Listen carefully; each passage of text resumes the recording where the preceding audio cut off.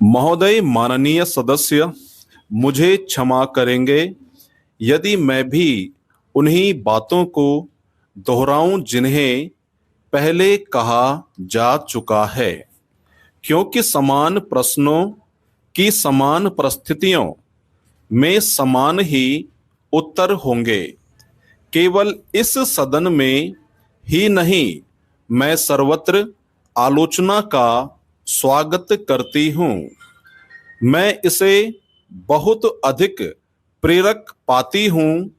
एक अविश्वास प्रस्ताव में हम क्या देखना चाहते हैं? हम इसमें एक वैकल्पिक नीति की रूपरेखा देखना चाहते हैं, जिस पर सरकार कार्यान्वयन कर सके।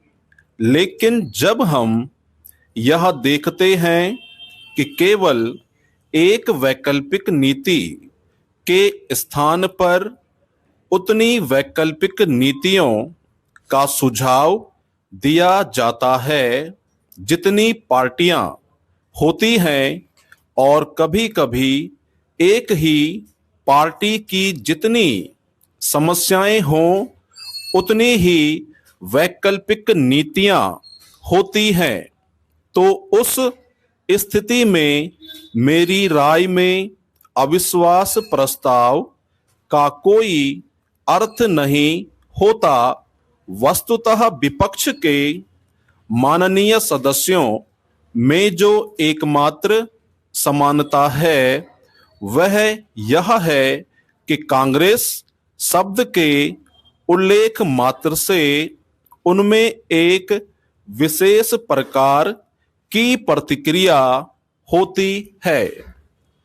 पिछले आम चुनावों में भिन्न विचारों वाली सरकारों का निर्माण हुआ। यह सदन जानता है कि मैंने इन सरकारों के निर्माण का स्वागत किया।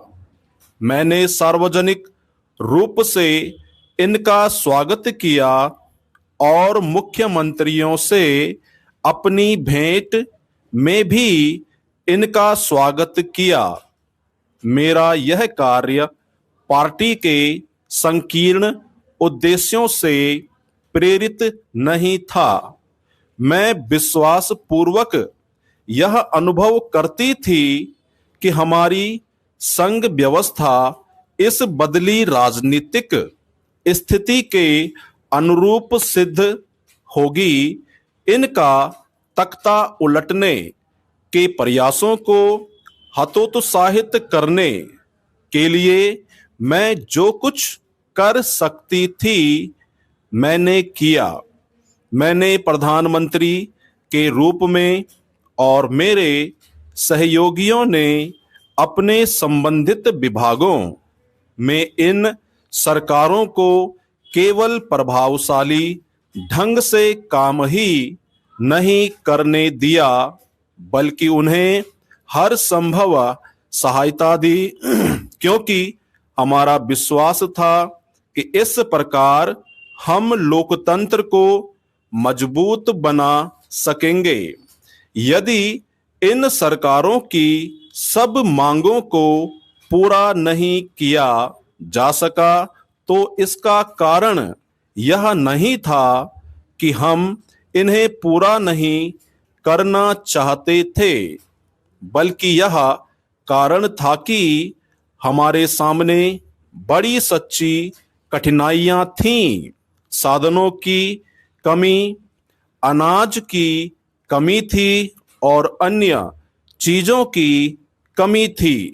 केवल गैर कांग्रेसी सरकारों को ही इन कठिनाइयों का सामना नहीं करना पड़ा, बल्कि कांग्रेस पार्टी की सरकारों को भी ऐसी ही कठिनाइयों का सामना करना पड़ा, और ये सरकारें भी हमारे ऊपर उनके हितों का ध्यान न रखने का दोष लगा रही हैं। इस सदन में और बाहर भी हमारे ऊपर इस बात का दोष लगाया गया है। विराम।